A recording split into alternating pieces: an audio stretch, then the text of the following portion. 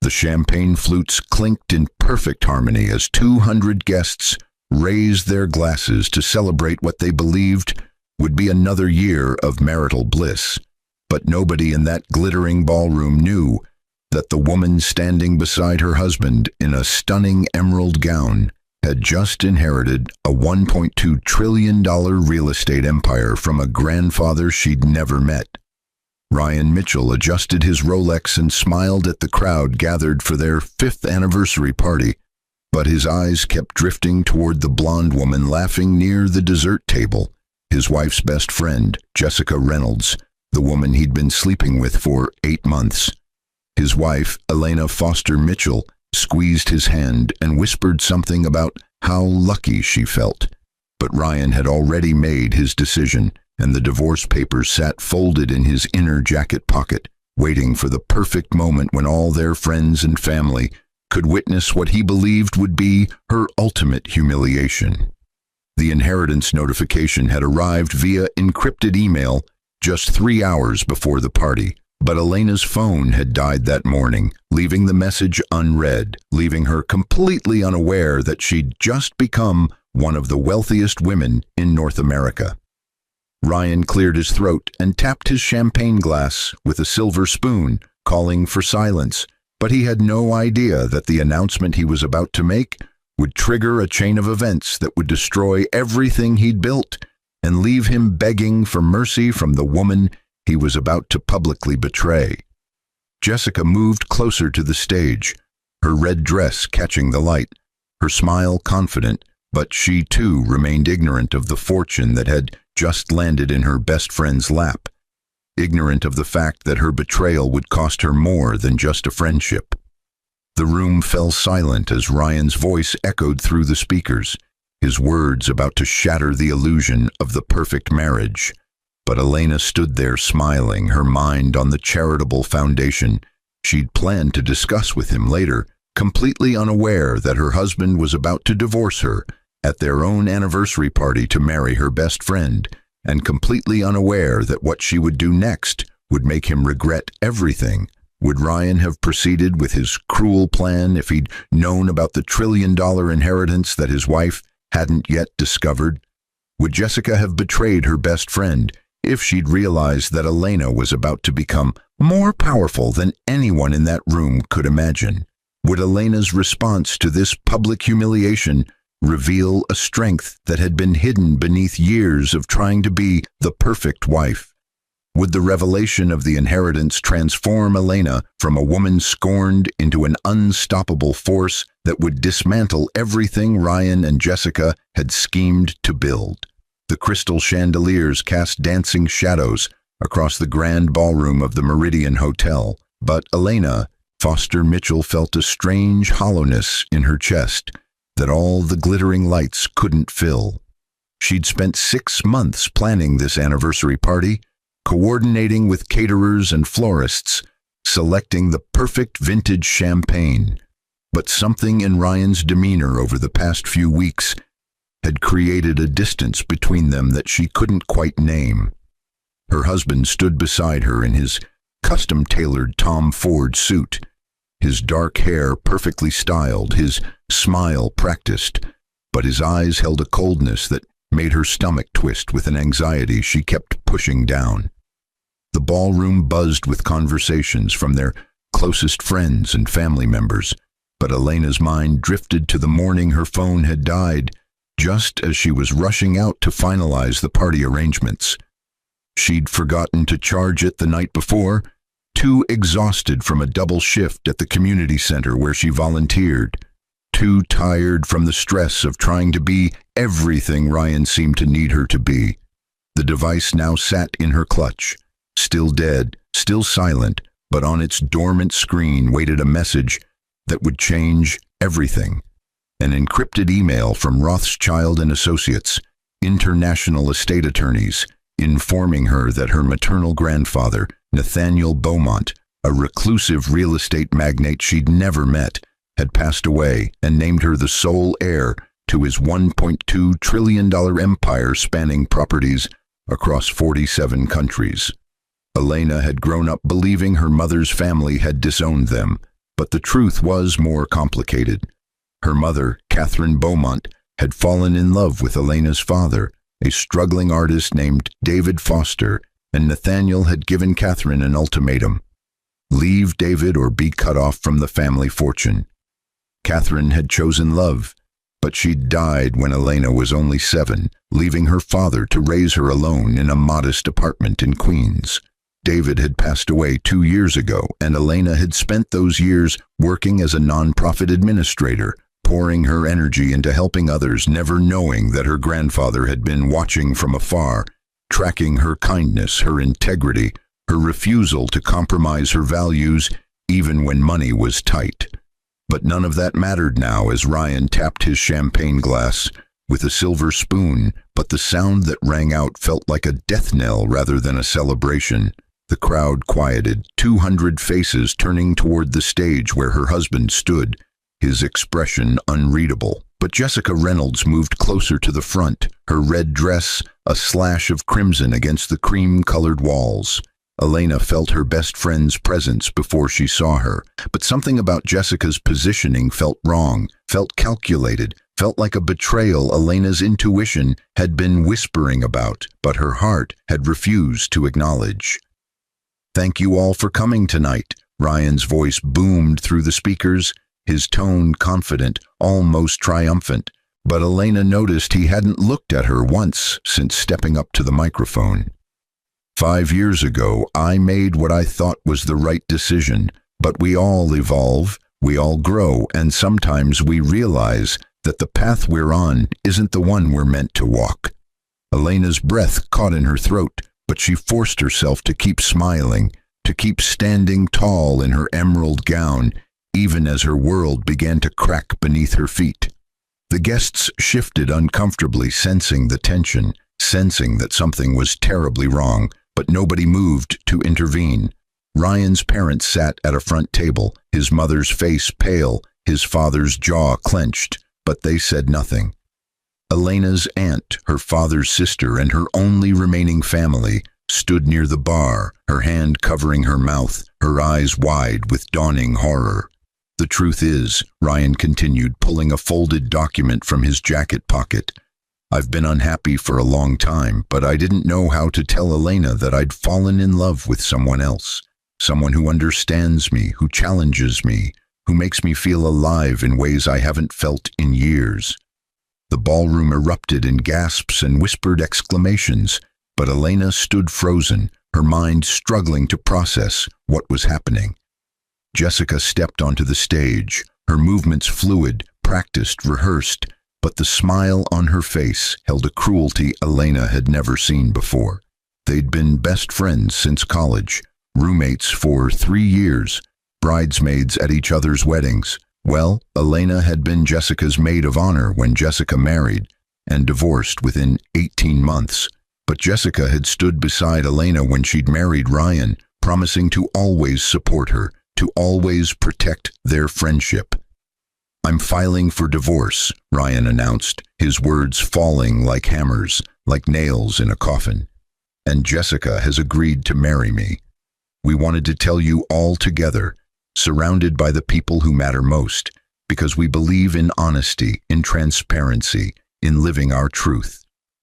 The document he held up was a divorce petition, already signed by him, waiting only for Elena's signature, but the implications went beyond just the end of their marriage. Elena's mind raced through memories, through moments she'd dismissed as paranoia, through late nights when Ryan claimed to be working but came home smelling of perfume that wasn't hers. The realization hit her like a physical blow. They'd been having an affair, planning this betrayal, choreographing this public humiliation while she'd been planning their anniversary celebration.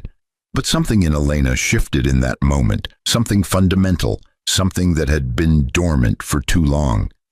She thought of her mother, who'd chosen love over fortune, but who'd also taught Elena that strength meant standing up for yourself, that dignity meant never letting anyone see you break. She thought of her father, who'd worked 3 jobs to give her a good education, who died believing that kindness and integrity were worth more than wealth. but who'd also taught her that sometimes you had to fight for what you deserved. Elena stepped forward, her heels clicking against the marble floor, but her voice, when she spoke, was calm, measured, deadly quiet. You're right, Ryan. We all evolve. We all grow. And sometimes we realize that the people we trusted most were never worthy of that trust. She turned to face the crowd, but her eyes found her aunt's face, found the mixture of rage and pride there, found the strength she needed to continue. I won't sign your divorce papers tonight, Ryan, not because I want to stay married to you. That ship has sailed and good riddance to it, but because you don't get to control the narrative anymore. You don't get to turn our anniversary party into your engagement announcement. You don't get to humiliate me and walk away feeling clever. Jessica's smile faltered, but Ryan's jaw tightened, his carefully planned moment slipping away from him. Elena, don't make this harder than it has to be. We can do this the easy way or the hard way, but either way, it's happening. The hard way, then, Elena replied, her voice growing stronger with each word. You want a divorce? Fine. But we're going to do it properly, through lawyers, through the courts, and every single asset, every single account, every single thing we've built together over these 5 years is going to be examined with a microscope. You think you're walking away clean? You think you and Jessica are riding off into the sunset while I'm left with nothing? Let me tell you something about the hard way, Ryan. It means you're going to regret every second of this betrayal. She pulled her clutch open and retrieved her dead phone, but the gesture was symbolic, powerful, a reminder that she had her own resources, her own strength. I'm leaving now. Enjoy your party. Enjoy explaining to everyone here why you thought public cruelty was an acceptable way to end a marriage. But know this, I will never, ever forgive either of you, and I will spend every ounce of energy I have making sure you both understand the consequences of your choices. Elena turned and walked toward the exit, but her aunt rushed to join her, linking arms, providing support, providing solidarity. The crowd parted before them, faces shocked, sympathetic, outraged on Elena's behalf. But she didn't acknowledge any of them. She kept her head high, her shoulders back, her spine straight. But the moment the ballroom doors closed behind her, she allowed herself one shuddering breath before steeling herself once more. Let's get your phone charged, her Aunt Margaret said, her voice tight with fury. And then let's find you the best divorce attorney in New York. That son of a bitch picked the wrong woman to humiliate. But neither of them knew, not yet, that the phone charging in Margaret's car would soon reveal a message that would transform Elena from a scorned wife into one of the most powerful women in the world. The drive to Margaret's apartment in Manhattan passed in a blur, but Elena's mind was racing, calculating, planning. Years of working in nonprofit management had taught her how to strategize, how to anticipate obstacles, how to build coalitions and leverage resources. Ryan thought she was weak, thought she was defeated, but he'd spent 5 years underestimating her, while she'd been building skills that would prove far more valuable than he could imagine. Margaret's apartment was a modest 2-bedroom in the Upper West Side, filled with family photos and comfortable furniture, but it felt like a sanctuary as Elena collapsed onto the couch.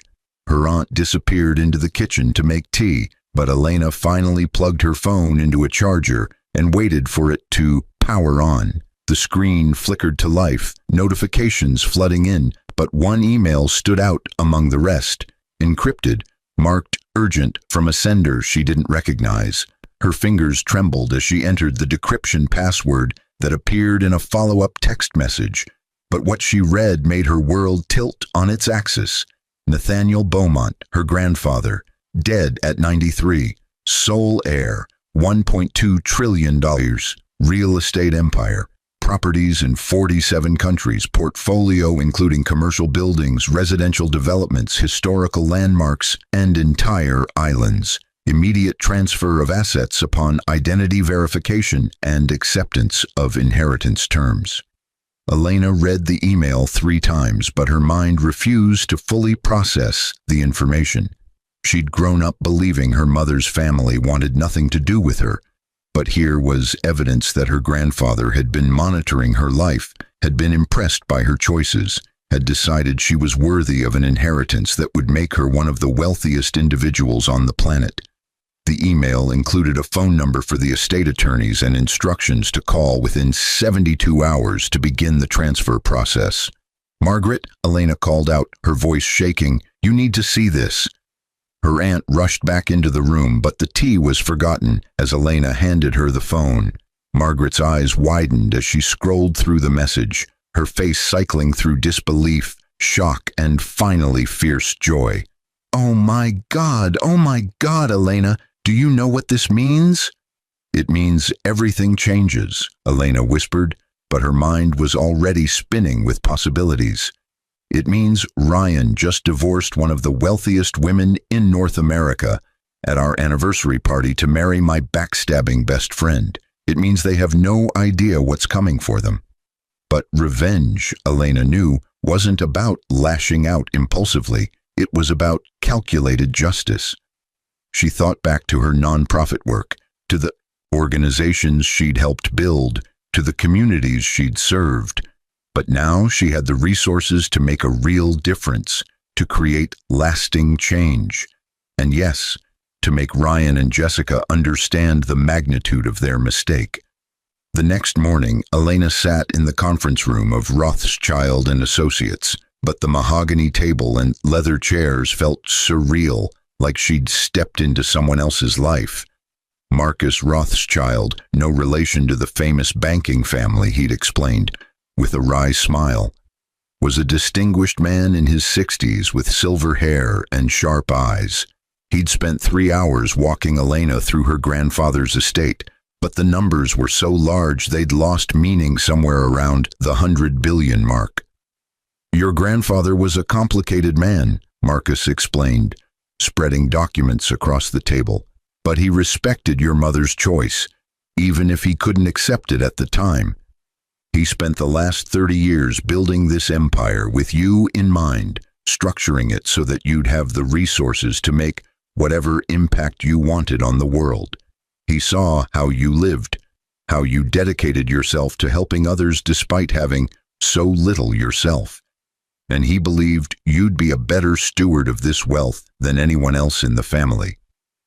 Elena learned that Nathaniel had cut off her mother's siblings, 2 uncles who'd squandered their trust funds on yachts and gambling. But he'd never stopped thinking about Catherine, never stopped regretting the ultimatum that drove her away. When Catherine died, he'd watched Elena from afar, hiring private investigators to monitor her well-being, making anonymous donations to her schools and later to the nonprofits where she worked, but always maintaining distance, always respecting Catherine's choice to leave the family behind. "He wanted you to have everything he couldn't give your mother," Marcus continued, "but he also wanted to make sure you were ready. The inheritance comes with certain conditions. You must maintain the charitable foundations he established. You must keep the estate intact for at least 5 years before making any major sales, and you must use a portion of the income to continue your community work. Can you accept those terms?" "Yes," Elena said without hesitation, but her mind was already racing ahead to what came next. "But I need your help with something else. My soon-to-be ex-husband filed for divorce yesterday, and I want to make sure he doesn't get a penny of this inheritance. What are my options?" Marcus's smile was sharp, knowing, approving. "Oh, I think we can arrange something very interesting indeed. Tell me everything about your marriage, the timeline of events, and what you know about his affair." Over the next 4 hours, Elena detailed every moment of her relationship with Ryan, but Marcus and his team took careful notes, building a legal strategy that would protect her newfound wealth while ensuring that Ryan's betrayal was properly addressed. They discovered that Ryan had been moving money from their joint accounts into secret accounts he'd opened with Jessica, that he'd been planning the divorce for at least 6 months, that he'd deliberately timed the announcement for maximum humiliation. "This is textbook marital misconduct," Marcus noted, his tone satisfied.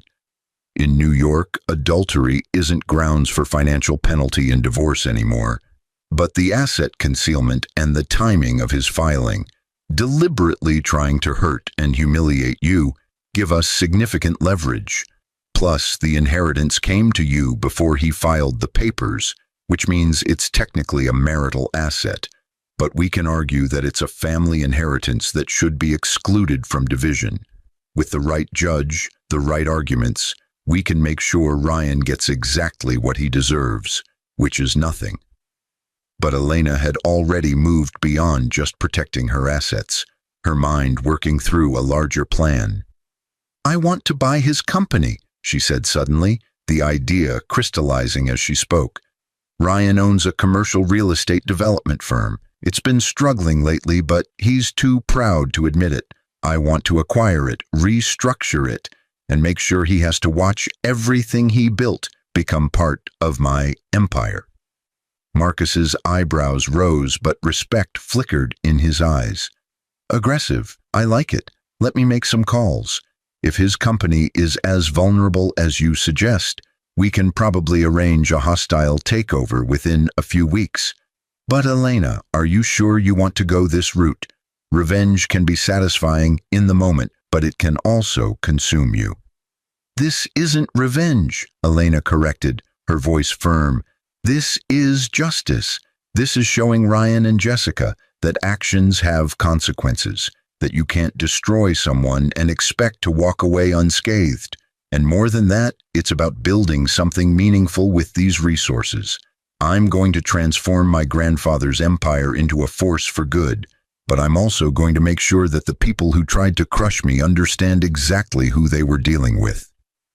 The news of Elena's inheritance remained secret for exactly 2 weeks, but during that time she moved through the world like a ghost, quietly restructuring her life, quietly building her power base. Ryan had been calling and texting constantly, demanding she sign the divorce papers, threatening legal action, but Elena's new attorneys sent him carefully worded responses that gave nothing away while keeping him off balance. Jessica had tried to reach out too, but Elena blocked her number after receiving a single text that said, "I'm sorry it happened this way, but Ryan and I deserve to be happy." The audacity of that message had made Elena's blood boil, but she channeled her rage into action. She met with business advisors, restructured the charitable foundations, began identifying properties in the portfolio that could be converted into affordable housing, started planning community centers and schools in underserved neighborhoods. The work gave her purpose, gave her direction, but it also revealed just how much power she now wielded. The transformation became public on a Thursday morning when the Wall Street Journal published a front-page article titled, "Mystery Heiress Inherits Trillion-Dollar Real Estate Empire." The story detailed Nathaniel Beaumont's death and the shocking revelation that his sole heir was a non-profit worker from Queens who'd been living in a rent-controlled apartment despite being one of the wealthiest women in the world. The article included Elena's photo, a professional headshot she'd done for the estate announcement, but it also mentioned that she was currently in the process of divorcing her husband of 5 years. Ryan's phone started ringing at 6:47 a.m., but he was still in bed with Jessica when the first call came through. His business partner, David Chen, was nearly screaming into the phone.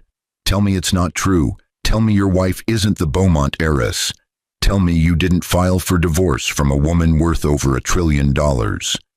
But Ryan had already pulled up the article on his tablet, his face draining of color as he read, his hands beginning to shake. Jessica leaned over his shoulder, but her expression shifted from confusion to horror as she processed the implications. They'd betrayed, humiliated, and divorced one of the wealthiest women in North America, but neither of them had known. Neither of them had suspected. Neither of them had imagined that the quiet, kind woman they'd dismissed as weak was actually an heiress to an empire that dwarfed anything they could have dreamed. No, Ryan whispered, scrolling through the article again, hoping he'd misread, hoping this was a nightmare. No, no, no, she didn't know. Her phone was dead. She couldn't have known when I filed. But the article answered that question too, noting that Elena had learned of her inheritance the same evening as her anniversary party, just hours after her husband had publicly announced their divorce.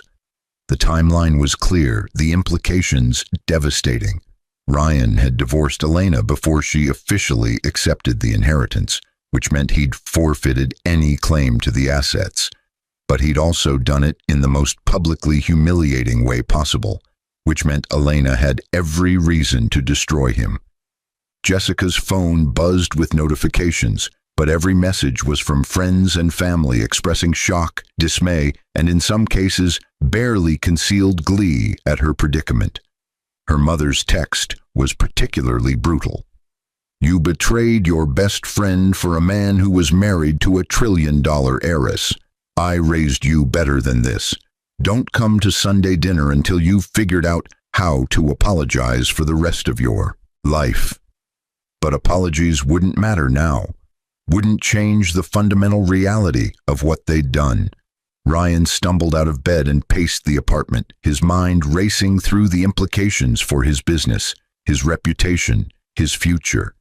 His company was already struggling, overextended on several development projects, but now the news that he'd divorced the Beaumont heiress would make him a laughingstock in business circles, would make investors wary, would make lenders nervous. The first domino fell 3 days later when Ryan's largest investor, a private equity firm that had backed his last 2 projects, announced they were pulling their funding. The official reason was strategic realignment, but the real message was clear. Nobody wanted to be associated with a man who'd humiliated and betrayed one of the most powerful women in the world. The second domino fell a week after that, when 2 major clients canceled contracts, citing concerns about leadership and judgment. But Ryan still didn't know the worst of it, still didn't know that Elena had been quietly buying up his company's debt, acquiring stakes from investors who were eager to distance themselves from the scandal. The hostile takeover happened on a Monday morning when Ryan arrived at his office to find a team of attorneys waiting for him. But Marcus Rothschild was leading them, his smile pleasant but his eyes cold. "Mr. Mitchell," Marcus said, extending a hand that Ryan didn't shake, "I'm here on behalf of my client, Elena Foster, formerly Elena Foster Mitchell. As of this morning, she owns 73% of your company's outstanding shares and controls 85% of your corporate debt. She's invoking the change of control provisions in your operating agreement and assuming the role of majority owner. Your employment is terminated effective immediately, and you have 1 hour to clear out your personal belongings." Ryan felt the floor drop out from under him, but his pride wouldn't let him show weakness. "She can't do this. I built this company from nothing. This is my life's work." "Actually," Marcus replied, his tone almost bored, "she can and she has. You signed very standard operating agreements when you took on investors, agreements that allow for exactly this scenario. Ms. Foster has already selected new leadership for the company, people with integrity, people who understand that success isn't built on betrayal, and they'll be transforming this organization into something much better than what you created." Jessica was waiting outside the building when Ryan emerged an hour later, but his box of personal items felt like a monument to his failure. She tried to take his arm, but he shook her off, his anger and humiliation needing a target. "This is your fault," he snapped, ignoring the unfairness of the statement. "If you hadn't pushed me to make the announcement at the party, if you'd just let me do it quietly, maybe none of this would have happened." But Jessica's patience was wearing thin too, her own world crumbling as friends abandoned her, as job opportunities evaporated, as her reputation became synonymous with betrayal. "My fault? You're the one who wanted to humiliate her in front of everyone. You're the one who thought it would be powerful to divorce your wife at your anniversary party. I just went along with it because I thought you knew what you were doing." Their relationship, built on deception and stolen moments, couldn't survive the pressure of consequences, couldn't withstand the harsh light of public judgment. They fought constantly over the next month, each blaming the other for their predicament. But eventually Jessica moved out, leaving Ryan alone in an apartment he could no longer afford, facing a future that looked increasingly bleak. Meanwhile, Elena had become a media sensation, but she handled her newfound fame with the same grace and intelligence she'd brought to her nonprofit work. She gave carefully selected interviews discussing her plans to use her inheritance to address housing inequality, to fund education initiatives, to support community development in underserved neighborhoods. She spoke about her grandfather's legacy and her mother's choice, weaving a narrative that was both inspiring and authentic. But she also didn't hide from the scandal of her divorce, addressing it directly in an interview with CBS News. "My ex-husband chose to divorce me in the most publicly humiliating way possible," she said, her voice steady, her gaze direct. "He did it believing I was powerless, believing I would be crushed by the experience. What he didn't understand is that my power never came from money or status. It came from my values, my integrity, my commitment to doing right by others. The inheritance didn't change who I am. It just gave me more resources to do the work I've always wanted to do." When the interviewer asked if she felt any satisfaction in Ryan's downfall, Elena paused, considering her words carefully. "I feel sad that it came to this. I feel sad that someone I loved was capable of such cruelty. But do I regret holding him accountable for his choices? Not for a second. Actions have consequences, and people who build their happiness on someone else's pain need to understand that the universe has a way of balancing the scales."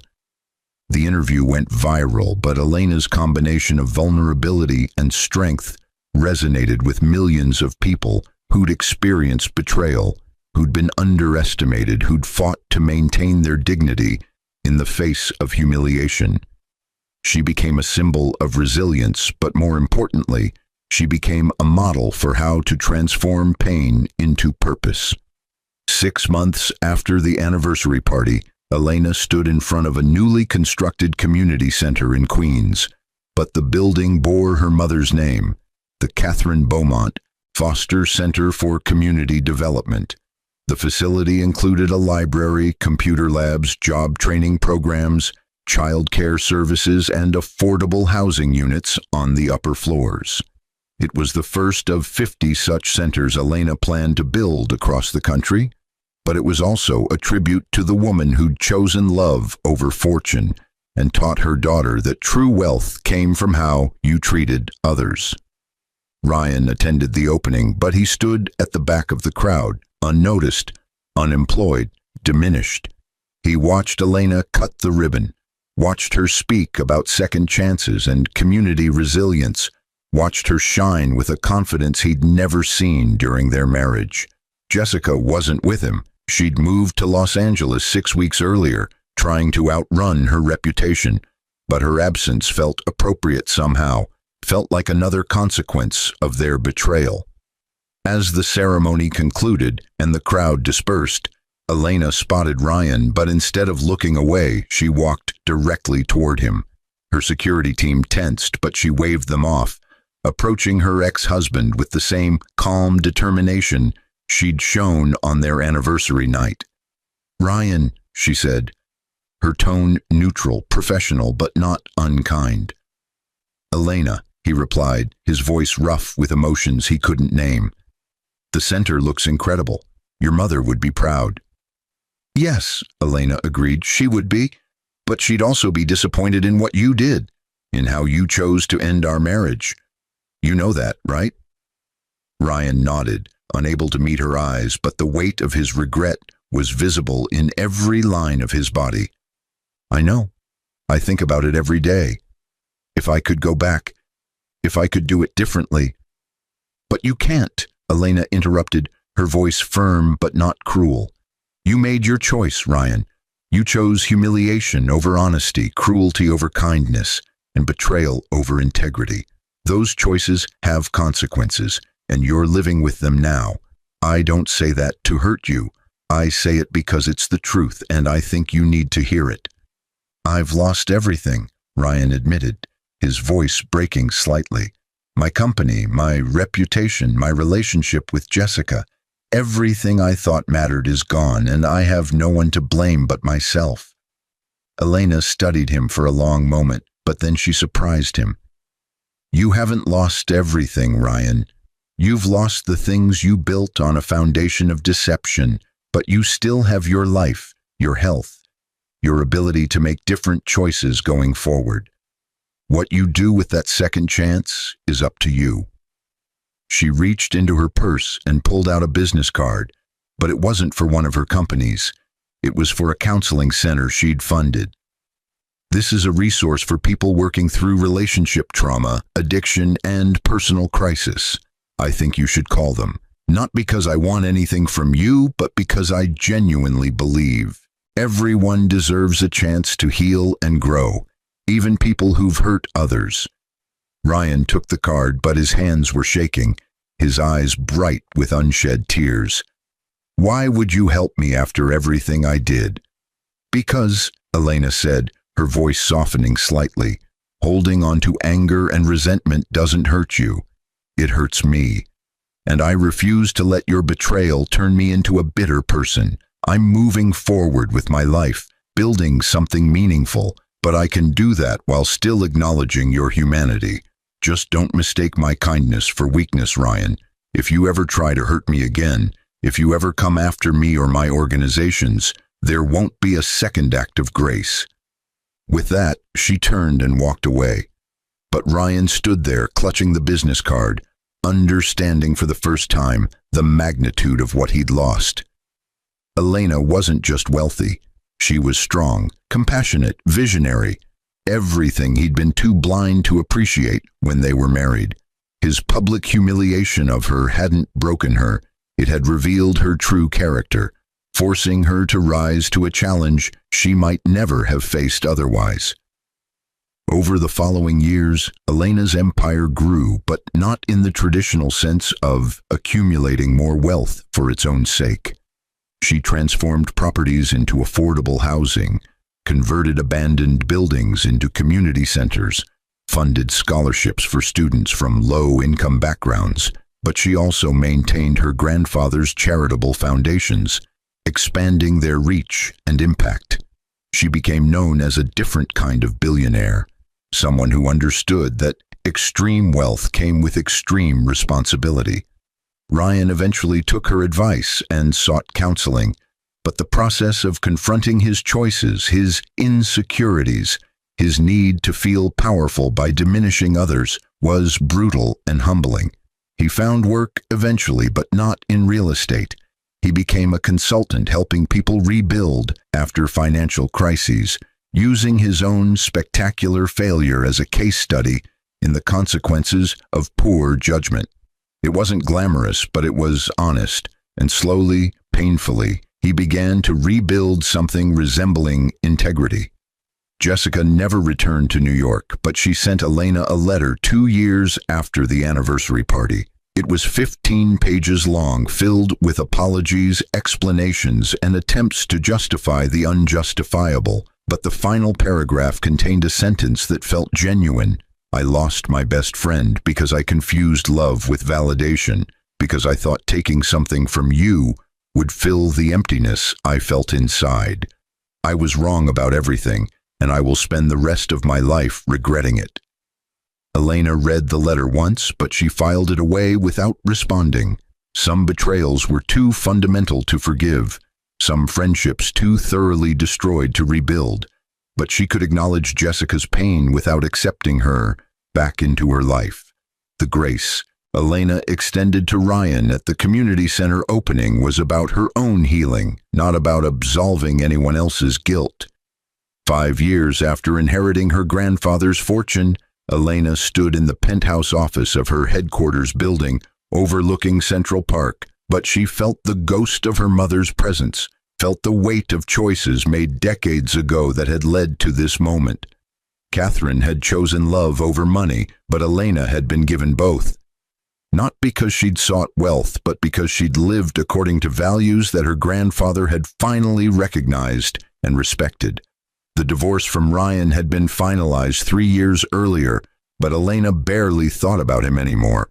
She'd moved on completely, focusing her energy on the massive undertaking of transforming a trillion-dollar empire into a force for social change.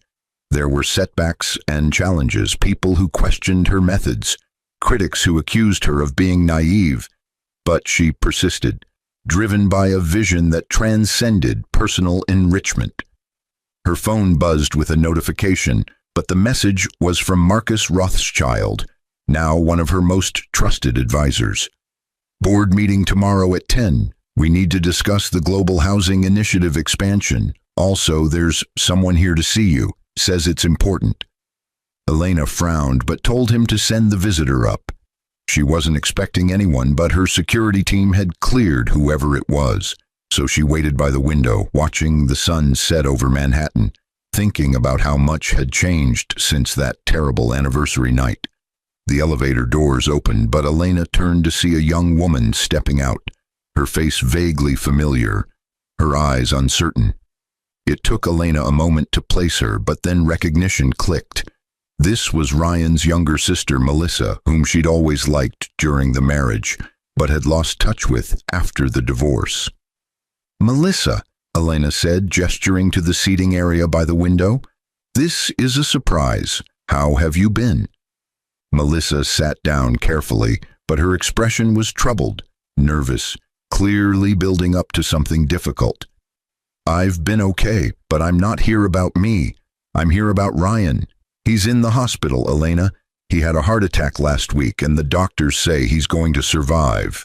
But it was serious. He asked me to tell you, but he doesn't want anything from you. He just wanted you to know." Elena felt a complicated mix of emotions, but she settled on concern rather than satisfaction. "I'm sorry to hear that. How old is Ryan? He's only 33. That's too young for a heart attack." "The doctors say it was stress-related," Melissa explained, her voice soft. "He's been working himself to exhaustion, trying to rebuild what he lost, trying to prove something to himself, or to you, or to the world. He won't slow down, won't take care of himself, but now his body has forced the issue." "I appreciate you telling me," Elena said, meaning it. "Is there anything he needs? Hospital bills covered? I can arrange—" "No," Melissa interrupted gently. "He was very specific about that. He doesn't want your money or your help. He just wanted you to know, because despite everything, you were important to him once, and he thinks you should be informed." Elena nodded, but she felt the weight of complicated history pressing down on her. "Tell him I hope he recovers fully. Tell him I mean that sincerely. And tell him that sometimes the universe sends us wake-up calls, and the smart thing is to listen." After Melissa left, Elena stood at the window for a long time, but her mind was processing the news, integrating it into her understanding of consequences and redemption. Ryan's heart attack wasn't divine punishment or karmic justice. It was the predictable result of a man driving himself too hard, unable to forgive himself, unable to accept that his past mistakes didn't have to define his entire future. She picked up her phone and called Marcus, but when he answered, she had a request that surprised even herself. "I want to fund a series of wellness centers focused on men's health, particularly stress management and cardiovascular disease prevention. Name one after my father.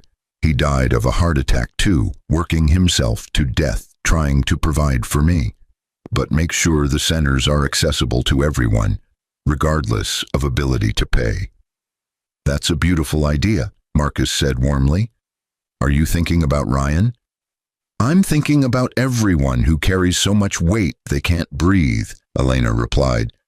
"I'm thinking about how many people destroy themselves because they can't forgive their own mistakes, can't imagine a path forward after failure.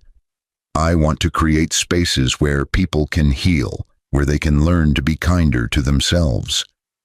The wellness centers opened 18 months later, but they represented Elena's evolving understanding of what it meant to use power responsibly. She wasn't just building physical infrastructure. She was trying to address the deeper issues that caused suffering, that trapped people in cycles of self-destruction, that prevented healing and growth. Ryan never contacted her directly, but she heard through Melissa that he'd spent 6 months at one of the wellness centers, learning stress management techniques, processing his guilt and shame through therapy, beginning to accept that his worst moment didn't have to be his defining moment. He eventually resumed his consulting work, but he did it differently, prioritizing his health and well-being, setting boundaries, refusing to repeat the patterns that had nearly killed him. Jessica remained in Los Angeles, but Elena occasionally saw her name in connection with a nonprofit focused on helping women rebuild after betrayal and relationship trauma. The irony wasn't lost on Elena. Jessica was trying to help others avoid the mistakes she'd made, but she didn't reach out, didn't comment, simply noted that everyone was finding their own path toward redemption, or at least toward meaning. 10 years after that devastating anniversary party, Elena married again, but this time to someone who'd known her both before and after the inheritance, someone who'd seen her at her lowest and her highest, someone who loved her for her character rather than her wealth. His name was James Torres, a community organizer she'd met while building one of her centers, and their wedding was a small private ceremony attended only by close friends and family. No spectacle, no performance, just genuine love and commitment. They honeymooned at one of her properties, a restored historical estate in the south of France that she'd converted into a retreat center for artists and writers. But even on vacation, Elena couldn't completely step away from her work. She spent mornings on conference calls and reviewing plans, but James didn't mind. He understood that her commitment to making a difference wasn't something she could turn off. It was fundamental to who she was. One afternoon, as they walked through the estate's gardens, James asked a question that had been on his mind. "Do you ever think about Ryan, about what happened?" Elena considered the question carefully, but her answer came easily. "Sometimes. Usually when I'm making decisions about the organization, wondering if I'm being too aggressive or too forgiving, trying to find the balance between justice and mercy. What Ryan did taught me things about myself I might never have learned otherwise. My capacity for strength, my ability to transform pain into purpose, my understanding that power means nothing if it's not used to lift others up." "Do you think he regrets it?" James asked. "I know he does," Elena replied. "But the more important question is whether he learned from it, whether he became a better person because of the consequences he faced. And from what Melissa tells me, the answer is yes. He's not the man he was 10 years ago, and that's what matters." James pulled her close, but his voice was warm with affection when he spoke. "That's what I love about you. You can hold people accountable without destroying them. You can pursue justice without becoming cruel. You're proof that having power doesn't mean you have to abuse it." Elena smiled, but she thought about her grandfather, about the empire he'd built, about the choice he'd made to leave it all to a granddaughter he'd never met, betting that she would use it wisely. "I hope I'm living up to his expectations. I hope my mother would be proud of who I've become." "They would be," James assured her. "You're exactly the person they hoped you'd be, strong, kind, principled, but also realistic about human nature and willing to make hard choices when necessary. The world needs more people like you." 20 years after the anniversary party, Elena's organizations had transformed millions of lives, but she'd also transformed herself, evolving from a woman who'd been publicly humiliated into a global leader whose name was synonymous with ethical wealth management and social responsibility. She'd written 2 books about her journey, but she'd donated all the proceeds to her foundations, refusing to profit from telling her story. Ryan had reached out once during those 2 decades, but it was a brief email thanking her for the wellness center that had saved his life, acknowledging that he'd been given grace he didn't deserve, but expressing hope that he was using his second chance well. Elena had responded warmly but briefly, wishing him well, but maintaining appropriate boundaries. Some chapters needed to stay closed, even when forgiveness had been granted. Jessica had never reached out at all, but Elena heard through mutual acquaintances that she'd built a meaningful life in Los Angeles, that she'd married someone who genuinely loved her, that she'd spent years in therapy processing her choices. Elena felt genuinely glad for her, but she also knew they would never be friends again, never rebuild what had been destroyed. Some betrayals left scars that time couldn't fully heal. On the 20th anniversary of that terrible night, Elena returned to the grand ballroom of the Meridian Hotel, but this time she was there to receive a humanitarian award from an international development organization. The irony of the location wasn't lost on her, but she'd chosen it deliberately, wanting to reclaim the space where she'd been publicly humiliated, wanting to transform it from a site of pain into a site of triumph. As she stood at the podium accepting the award, Elena looked out at the crowd and saw faces young and old, people whose lives had been touched by her work, communities that had been transformed by her investments.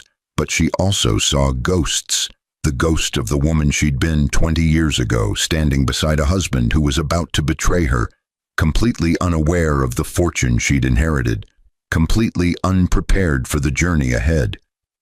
20 years ago, Elena said, her voice carrying through the ballroom, I stood in this room and experienced one of the worst moments of my life. My husband divorced me at our anniversary party, publicly humiliating me in front of everyone I knew.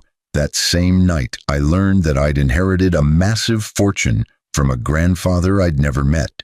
But that inheritance came with a challenge. Could I use power wisely? Could I transform pain into purpose? Could I prove that wealth was meant to serve humanity rather than dominate it? The room was silent, but every eye was fixed on Elena as she continued. The answer to those questions is what we're celebrating tonight. Not my individual accomplishments, but the collective work of thousands of people who've dedicated themselves to building a more just, more equitable world. The man who betrayed me thought he was destroying me, but what he actually did was force me to discover strengths I didn't know I had. And in a strange way, I'm grateful for that, because without that terrible night, I might never have become the person I needed to be. She paused, but her eyes found Melissa in the crowd. Ryan's sister had become one of her foundation directors, bridging the gap between past and present, and she smiled. We all face moments when we're tested, when we have to decide who we want to be in the face of cruelty or injustice. My hope is that the work we've done together shows that choosing grace over vengeance, justice over revenge, and purpose over bitterness can create something beautiful and lasting. Thank you for being part of this journey. The applause was thunderous, but Elena felt a sense of peace settling over her, a recognition that she'd completed a circle, that she'd transformed that ballroom from a place of humiliation into a place of celebration. As she left the stage, she received countless congratulations, but her mind was already moving forward, planning the next center, the next initiative, the next way to use her resources to make the world better. That night, lying in bed beside James in their Manhattan townhouse, Elena reflected on the strange path her life had taken, but she felt grateful for all of it, the pain, the triumph, the inheritance, the work. Ryan had tried to destroy her, but instead, he'd inadvertently launched her into a destiny she might never have claimed otherwise. In trying to diminish her, he'd actually revealed just how powerful she truly was. Do you think he knows? James asked sleepily, somehow following her train of thought. Do you think Ryan understands that he gave you the greatest gift by showing you who you really were? I don't know, Elena admitted, but I hope so. I hope he's found peace with what happened, just like I have. Not because he deserves forgiveness. None of us deserve grace, we receive it anyway, but because everyone deserves the chance to become better than their worst moment. That's very generous of you, James murmured. It's not generous, Elena corrected gently. It's practical. Holding on to anger would diminish me, would limit what I could accomplish, would poison the work I'm trying to do. So I chose to let it go, but not to let it be forgotten. What Ryan did mattered. It taught me important lessons. But it doesn't define either of us anymore. We've both moved on, both built new lives, both become different people.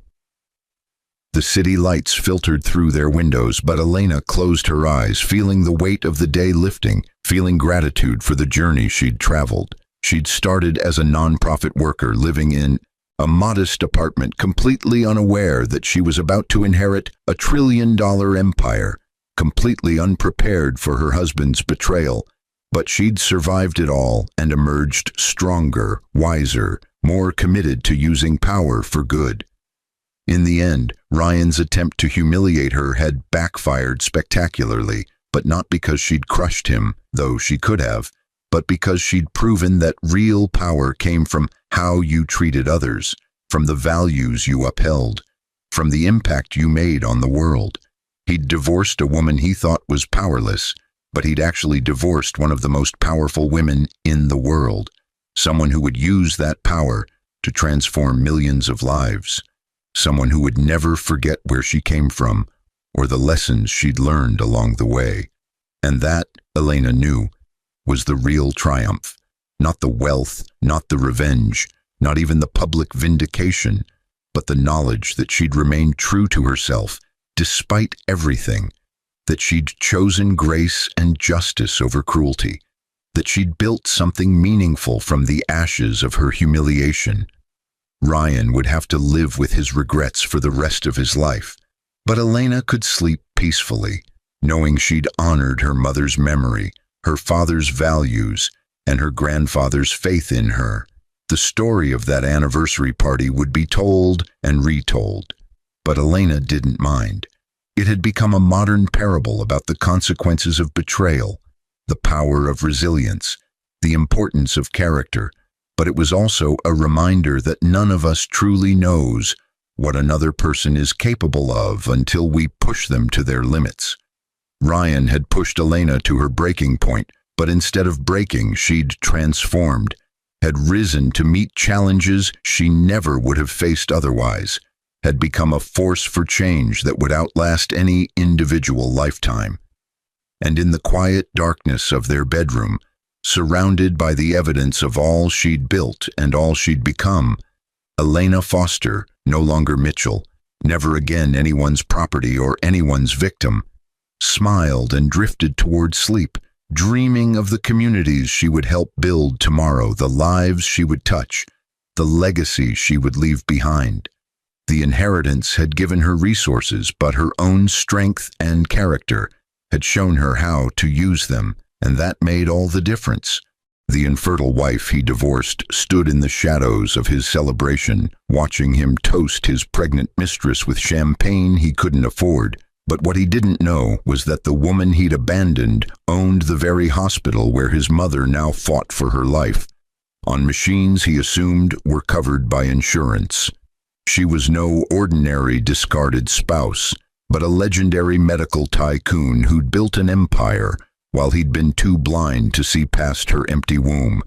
And now his mother's survival depended on the mercy of the woman he'd thrown away like garbage. He'd chosen fertility over fortune, but the mistress carrying his child knew nothing of the debt collectors circling his failing business, while his ex-wife held both his mother's medical files and the mortgage to his company in her perfectly manicured hands. The hospital hummed with her authority as she reviewed his mother's critical condition. But revenge wasn't just about denying care.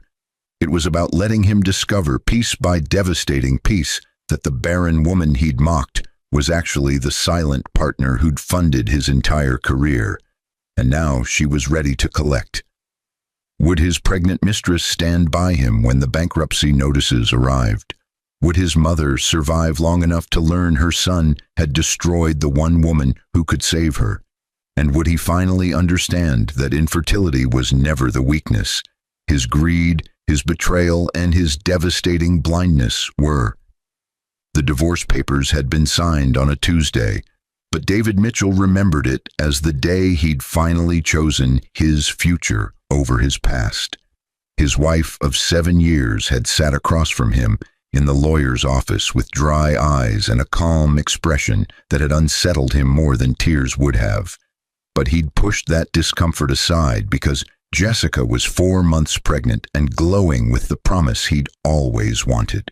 What he didn't know, what he couldn't have known because he'd stopped paying attention years ago, was that the woman signing those papers controlled 43% of Mitchell Medical Supplies, the company his grandfather had founded, and that he now ran into the ground with quarterly losses he blamed on market conditions. She'd bought those shares through shell companies while he'd been busy explaining to friends that his wife's inability to conceive was destroying their marriage. But Emma Hartley had learned long ago that men like David only saw what they wanted to see. 6 months after the divorce, David stood in St. Augustine Memorial Hospital's intensive care unit, watching his mother struggle for each breath through a ventilator. Margaret Mitchell had collapsed at her garden club meeting, but the stroke had been massive and the prognosis grim. The neurologist had used words like minimal brain activity and quality of life decisions, but David had insisted on every possible intervention because that's what sons did. They fought for their mothers even when the bills were piling up like snow in a blizzard. "Mr. Mitchell, we need to discuss your account balance," the hospital administrator said, appearing at his elbow with a tablet that glowed with numbers David didn't want to see. "Your mother's care has exceeded your insurance coverage, and we require payment arrangements for continued treatment." David's jaw tightened because Jessica was at home with their newborn daughter, and his company had just lost its biggest supplier contract. But he couldn't let his mother die over money. "I'll figure it out," he said, his voice rough with exhaustion and fear. The administrator nodded with professional sympathy, but his eyes held something else, a knowing quality that made David's skin prickle. "The hospital board will be reviewing high-balance cases next week. I'd recommend securing payment before then." What David didn't understand was that the hospital board had only one person who mattered, and she'd been waiting for this moment since the day he'd told her that a real woman would have given me children by now. The story of Emma Hartley's rise was one David had never bothered to learn, but it had begun long before their marriage in the research labs of Johns Hopkins, where she'd developed a revolutionary drug delivery system at 23. She'd been a prodigy who saw patterns in molecular structures the way musicians heard symphonies in silence. But her professors had warned her that brilliance without connections would only take her so far in the pharmaceutical world. She'd met David at a medical supply conference where his family's company was exhibiting outdated equipment with impressive marketing. But his charm had been undeniable, the way he'd listened to her ideas about improving surgical tools, the way he'd made her feel seen in a world that often overlooked women in science. They'd married after a whirlwind courtship, but the romance had curdled the moment her first pregnancy test came back negative, then the second, then the 20th. "My mother wants grandchildren," David had said after year 3, as if Emma's body was a malfunctioning appliance. "Maybe we should see a specialist." They'd seen 17 specialists, but the diagnosis had always been the same: unexplained infertility, a medical mystery that Emma's brilliant mind couldn't solve for herself.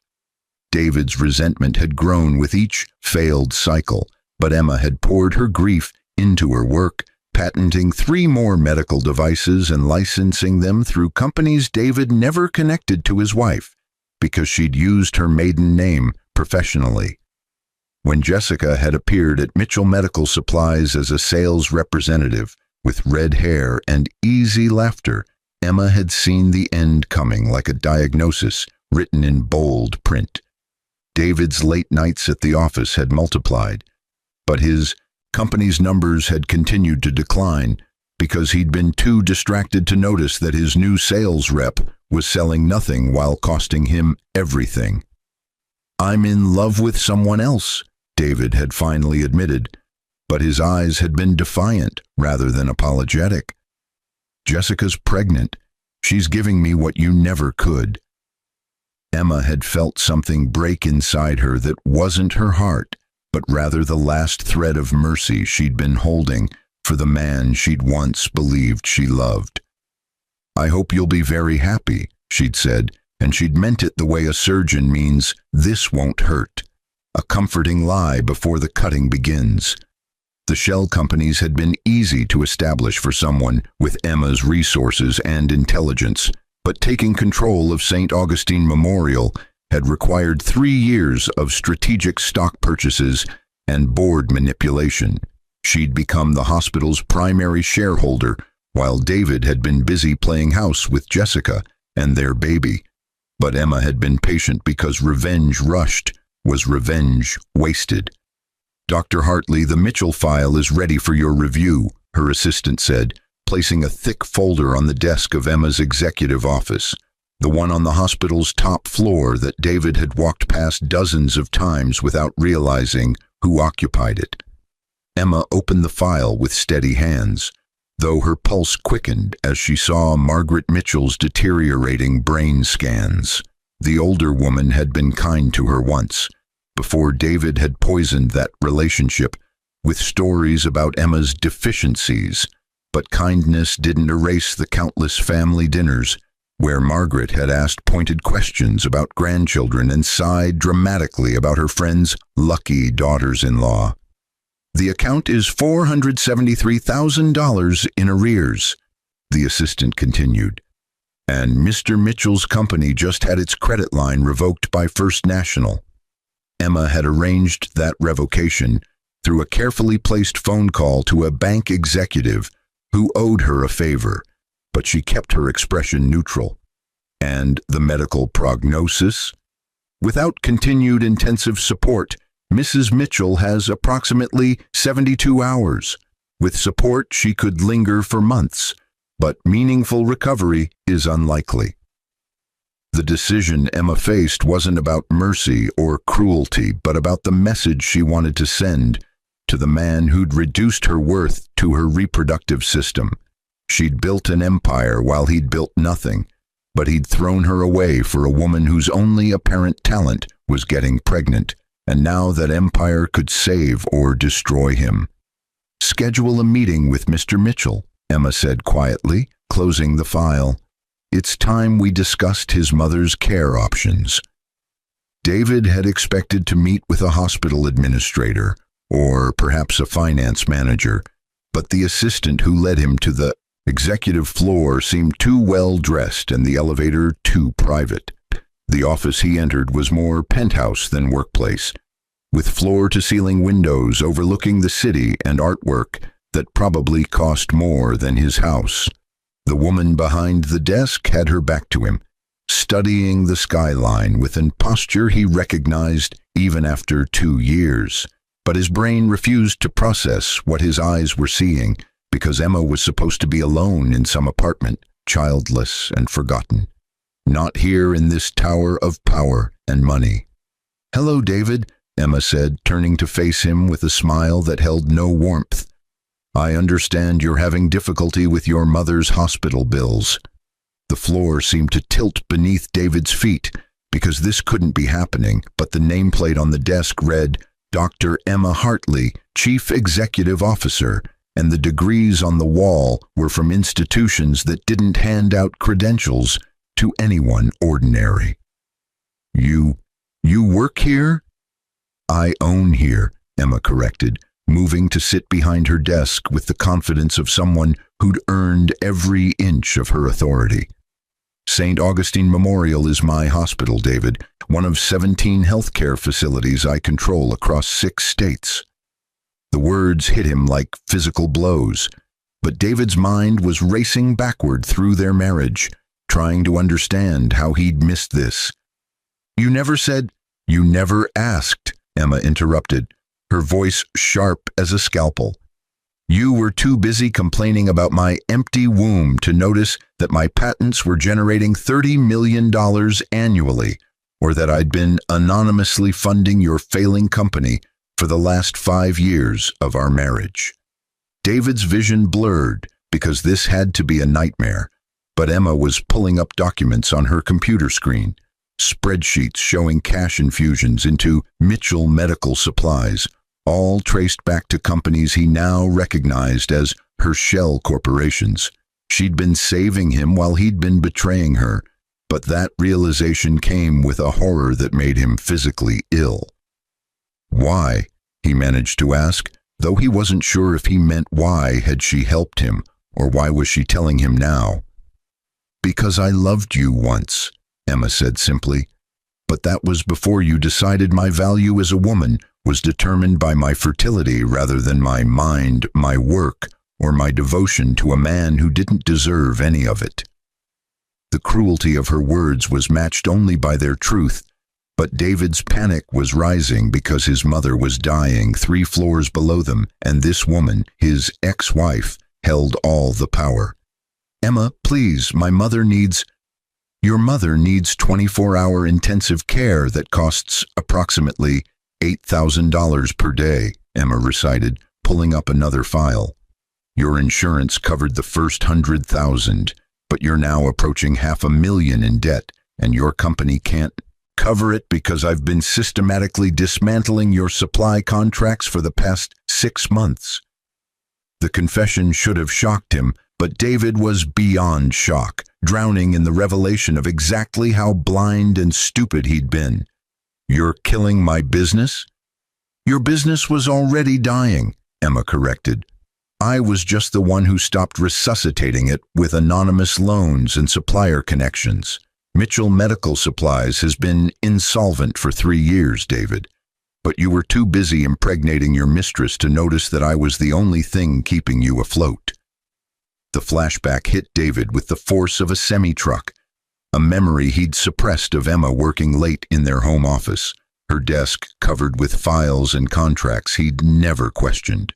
She'd told him once that she did consulting work, but he'd been watching a baseball game and hadn't cared enough to ask what kind of consulting or for whom. "You have a choice," Emma was saying, pulling him back to the present moment that felt like standing on the edge of a cliff. "You can continue your mother's care, but it will require you to sign over full ownership of Mitchell Medical Supplies to one of my acquisition companies. The transfer will clear her hospital debt, and I'll ensure she receives the best possible comfort care for her remaining time." David's throat felt like sandpaper because she was offering him a devil's bargain, his mother's final dignity in exchange for his family's legacy. "And if I refuse? Then your mother will be transferred to county care in 72 hours, and your company will be liquidated by creditors within the month anyway," Emma said, with the clinical detachment of someone discussing weather patterns rather than destroying lives. "Either way, Mitchell Medical Supplies ceases to exist. The only question is whether your mother dies comfortably in a private room or in a crowded ward where the nurses are overworked and the equipment is outdated." The trap was perfect because Emma had left him no real choice, but David's pride made him ask the question burning in his chest. "What about Jessica? What about my daughter?" Something flickered in Emma's eyes. Pain, perhaps, or the ghost of the woman who'd once wanted children so desperately that she'd endured years of invasive treatments and monthly disappointments. "Your daughter is innocent," she said finally, "and I'm not a monster. The house is paid off. I bought the mortgage 6 months ago through another shell company, and I'll transfer it to Jessica's name. Your child will have a home, but you'll have nothing else except the knowledge that you destroyed your life by valuing the wrong things.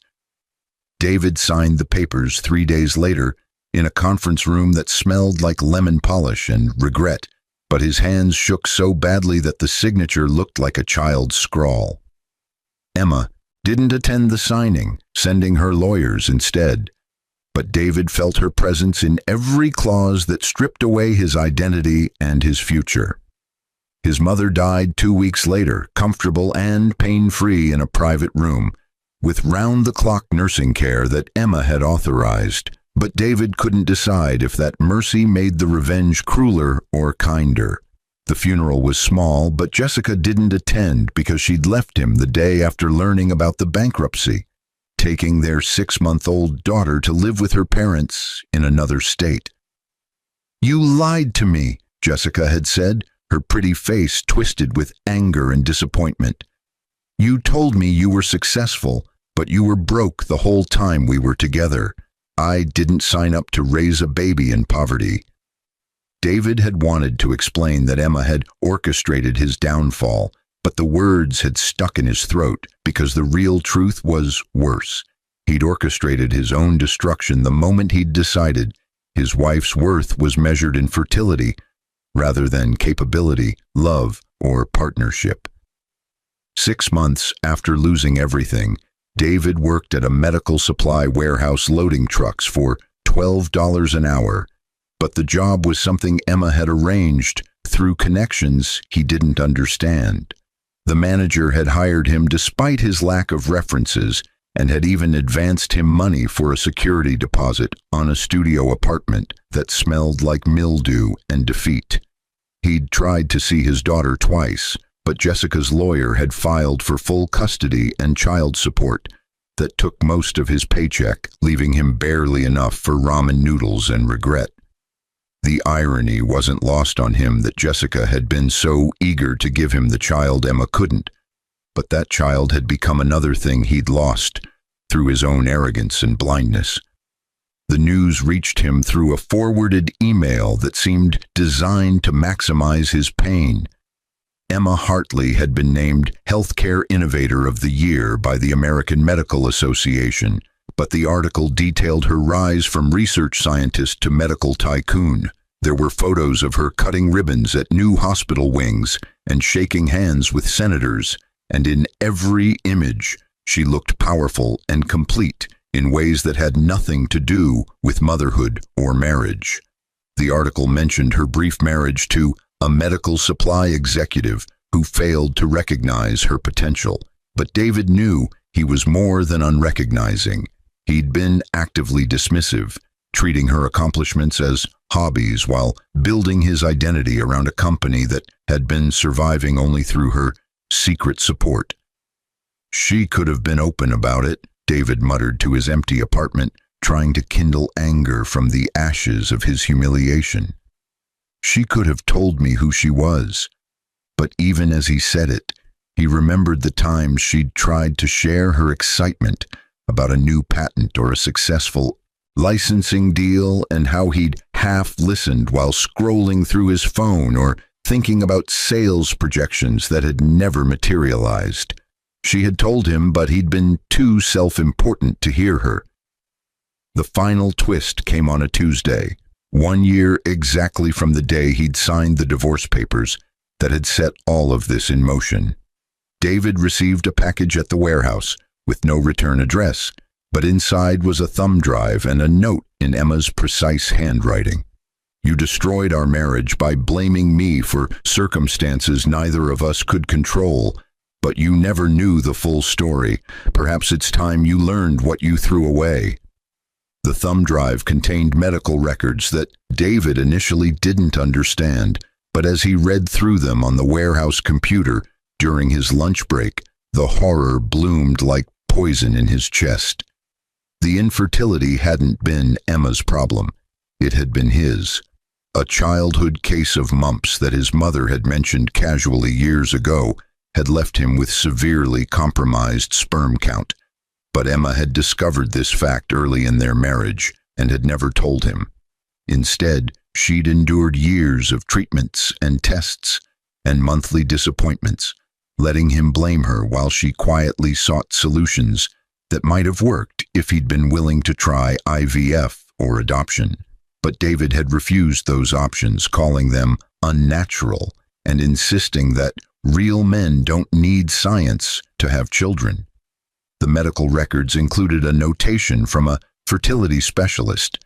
Patient's husband shows classic narcissistic patterns and unwillingness to accept male factor diagnosis. Patient has requested we attribute infertility to unexplained causes to preserve marital harmony. Emma had protected his ego at the cost of her own reputation and emotional well-being, but he'd repaid that sacrifice by divorcing her for a woman who'd gotten pregnant almost certainly by someone else. David now realized with sick certainty. Jessica's timeline had never quite added up, but he'd been too flattered by her pregnancy to question whose child she actually carried. The package included one more item, a check for $50,000 and another note.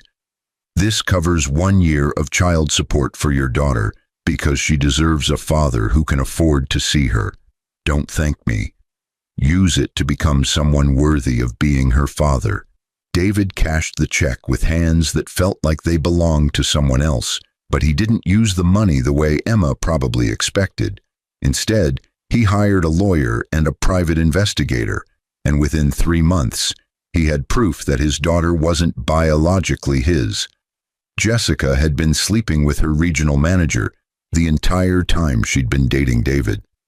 The paternity test results freed him from child support, but also from the one thing that had given his destruction meaning, and David found himself sitting in his car outside St. Augustine Memorial, watching the lights in Emma's top-floor office and trying to understand why she'd given him money to support a child that wasn't even his. "Because she's a better person than you ever were," he said to his reflection in the rearview mirror, and for the first time in 2 years, he was completely honest with himself about what he'd lost and why. The final note came another 6 months later, delivered to his new apartment, a better place that David could afford, because he'd been promoted to warehouse manager and had been saving every penny beyond basic survival. The note contained just 3 sentences in Emma's handwriting. "I forgive you, not because you deserve it, but because carrying anger is exhausting. Live a better life than you did with me.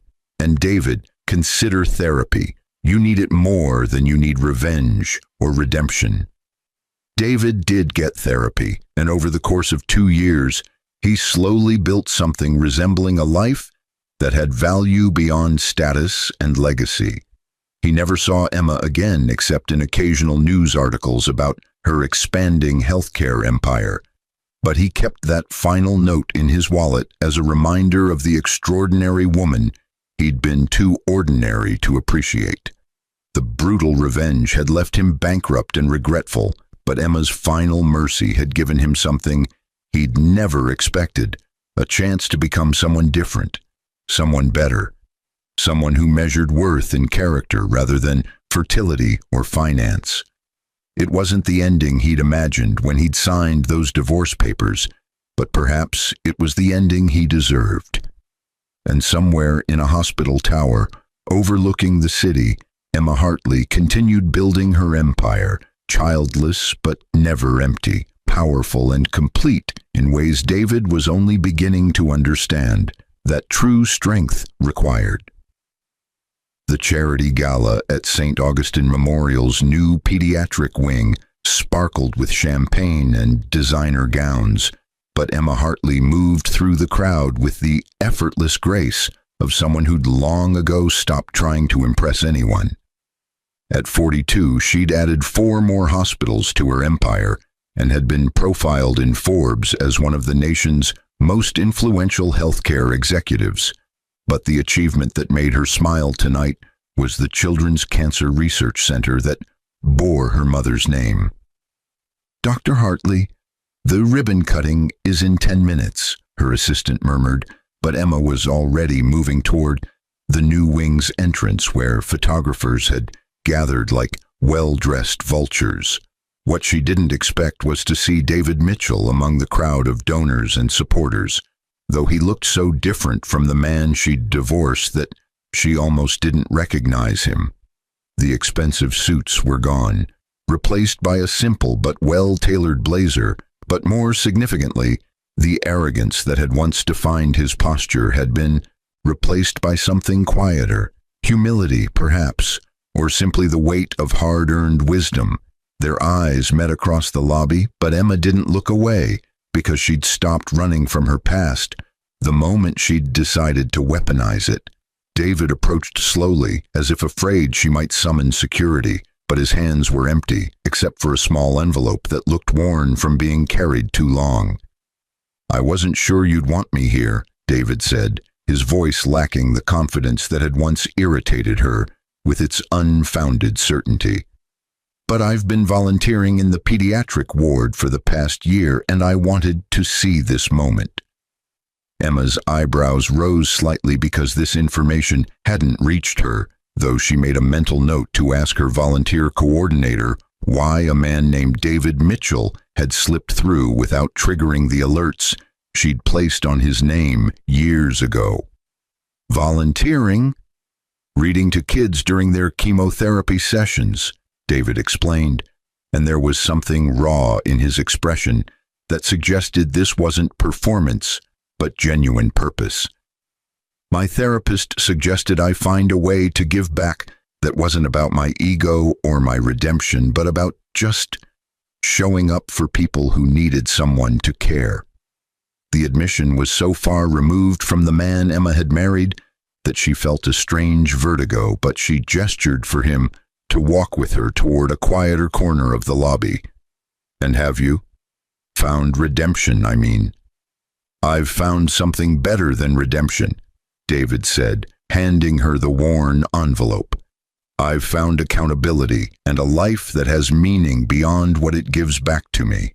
That envelope contains the last thing I owe you, the truth about what your revenge actually did." Emma opened the envelope with careful fingers, but inside was a single sheet of paper, a letter written in David's handwriting, though the penmanship was steadier than she remembered. "Dear Emma, you broke me and I deserved to be broken. But what you did after breaking me was give me the pieces and the space to rebuild into something that wasn't built on arrogance, entitlement, or the belief that my worth came from things I possessed rather than who I was. I spent 3 years in therapy learning that my narcissism wasn't just about you or our marriage. It was a pattern that destroyed everything I touched, because I couldn't see value in anything that didn't reflect my own ego back at me. Jessica wasn't my victim. She was a mirror showing me that I chose relationships based on what they gave me, rather than what I could give. The bankruptcy forced me to start over with nothing, but nothing turned out to be the best teacher I ever had.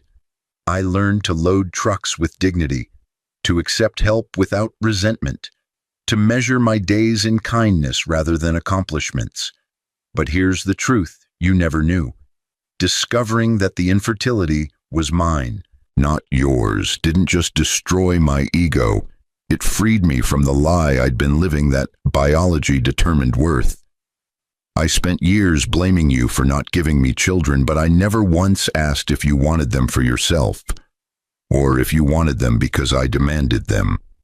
I met someone 2 years ago, a woman who can't have children due to cancer treatment in her 20s, and when she told me this on our 3rd date, I told her it didn't matter because I'd learned the hard way that family has nothing to do with DNA and everything to do with showing up.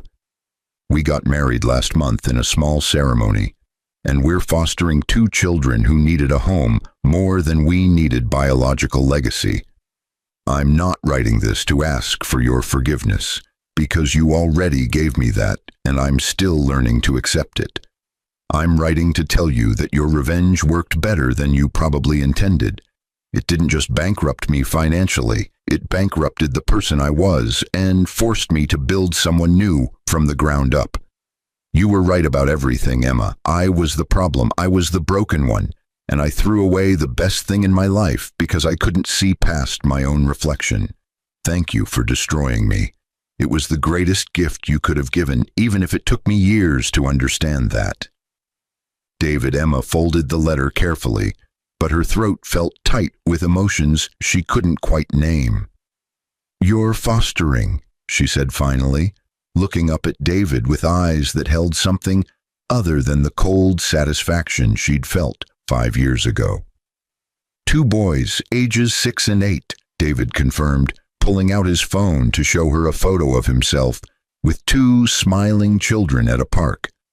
Marcus has ADHD and a history of abandonment issues, and Tyler is on the autism spectrum and barely spoke when he came to us. But they're ours now, and watching my wife love them without biology mattering has taught me more about real parenthood than I learned in all my years of demanding biological children." The irony wasn't lost on Emma. David had finally become a father, but only after learning that fatherhood had nothing to do with the fertility he'd once prized above everything else. "And your wife knows? About our marriage? About what happened?" "She knows everything," David said quietly. "I don't keep secrets anymore because secrets were how I justified my worst behavior. She knows I was a terrible husband to you, that I blamed you for my own shortcomings, and that you had every right to destroy me the way you did." The ribbon cutting happened with the usual ceremony and speeches, but Emma found herself distracted by the sight of David in the pediatric ward afterward, reading "Where the Wild Things Are" to a small girl with no hair and eyes too old for her 7 years. His voice was gentle but engaging, and the child laughed at his monster impressions in a way that suggested this wasn't his first time visiting her. "That's Sophia," a nurse said, appearing at Emma's elbow with a chart. "She's been here for 6 months with acute lymphoblastic leukemia. Mr. Mitchell comes 3 times a week, and she always perks up when she knows he's coming. Says he's her story dad." Emma watched for a moment longer, but her mind was processing the disconnect between the man she'd married and the man reading to a dying child with no agenda except to make her smile. "How's her prognosis?" "Good, actually," the nurse said with genuine warmth. "She's responding well to treatment, and her family is optimistic about remission. But Mr. Mitchell still comes, even though he knows she'll probably recover and won't need him anymore. That's how you know it's real, when someone keeps showing up even after they're no longer needed." The observation struck Emma with unexpected force, because David had never shown up for her in the ways that mattered. But here he was, showing up for strangers with a consistency that suggested fundamental change rather than performance. They met again in the hospital cafeteria an hour later, both carrying coffee that tasted like it had been brewed sometime last week, but the awkwardness between them had softened into something approaching comfortable silence. "I don't expect anything from you," David said finally, stirring sugar into his coffee with focused concentration. "I'm not here looking for absolution or friendship or anything that would make this easier for me. I just wanted you to know that the woman you destroyed wasn't who I was supposed to be, and the man I'm becoming is grateful you cared enough to force that change." Emma studied him over the rim of her cup, searching for traces of manipulation or ulterior motive, but all she found was exhaustion mixed with quiet determination. "Do you hate me for what I did?" "I spent 2 years hating you," David admitted. "And then I spent another year hating myself for hating you when you'd only given me exactly what I deserved. But hate is just anger with nowhere to go, and my therapist helped me understand that I was angry at you for holding up a mirror I couldn't avoid. And now? Now I'm grateful," David said simply. "Not in a masochistic way, but in the way you're grateful for a surgeon who removed a tumor even though the surgery hurt like hell. You cut out the worst parts of me, Emma, and yeah, it nearly killed me, but I'm healthier now than I was when I was married to you and lying to myself about who I was. The honesty was almost painful in its directness, but Emma found herself respecting this version of David in ways she'd never respected the man she'd married. "I wanted to hurt you," she confessed, her own honesty surprising her. "I wanted you to feel every bit of pain you'd caused me, magnified and concentrated until you understood what you'd done." "Mission accomplished," David said with a slight smile that held no bitterness. "But somewhere in the revenge, you also gave me a roadmap out, even if you didn't mean to. The money for child support, the job at the warehouse, the medical records, each thing was a piece of truth I needed to face. You could have just destroyed me and walked away, but you kept leaving breadcrumbs that led me toward becoming better." Emma hadn't thought about it that way, but looking back, she could see the pattern. Each calculated move had been both punishment and potential salvation, destruction mixed with the tools for reconstruction. "Maybe I'm not as cruel as I thought I was," she said quietly. "Or maybe you're exactly as cruel as you needed to be," David countered, but with enough residual love to make sure the cruelty served a purpose beyond just causing pain. They talked for another hour, but the conversation stayed in safe territory. David's foster children and their progress, Emma's plans to expand into rural health care, the strange healing that comes from accepting that some relationships end badly, but don't have to end in permanent mutual destruction.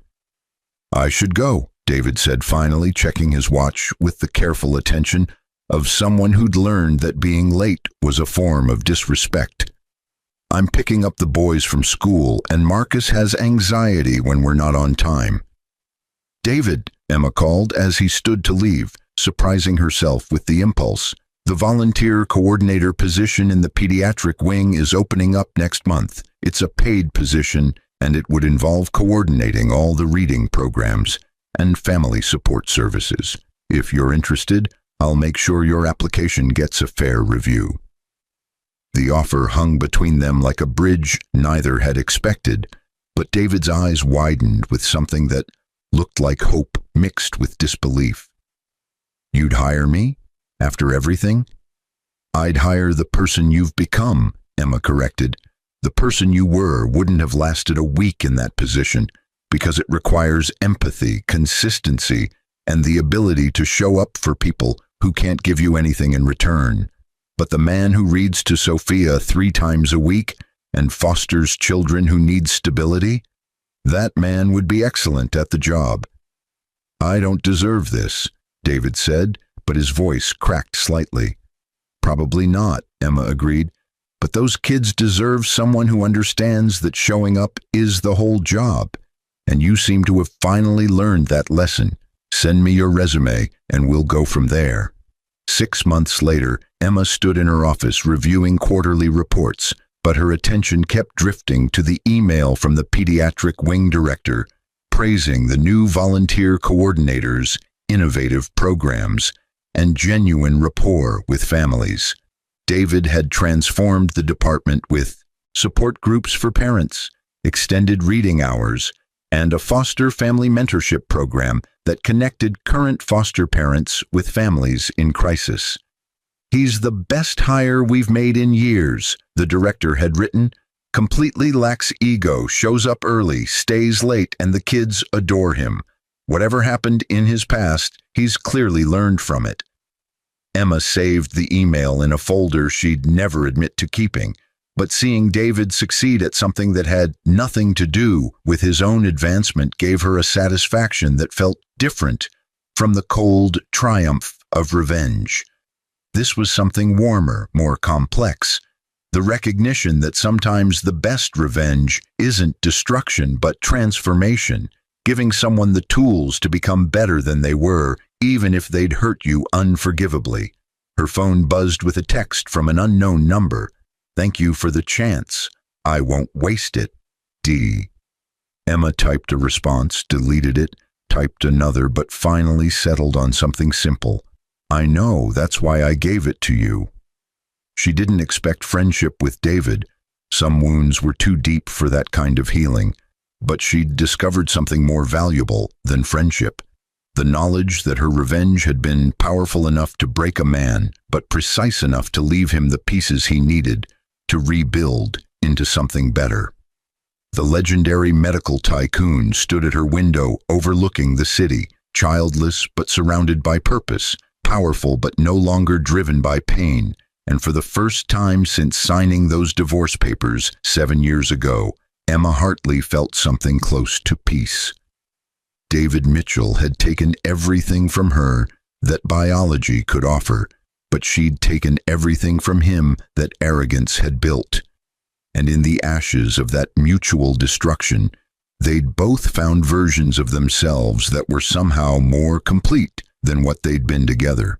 It wasn't forgiveness exactly, but it wasn't hatred either.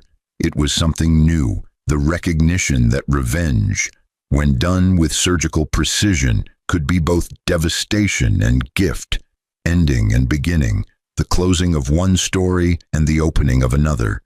And in the pediatric wing 3 floors below, David read Charlotte's Web to a room full of children who didn't care about his past mistakes, only that he showed up and made the scary hospital feel a little less frightening, which was perhaps the only redemption that mattered.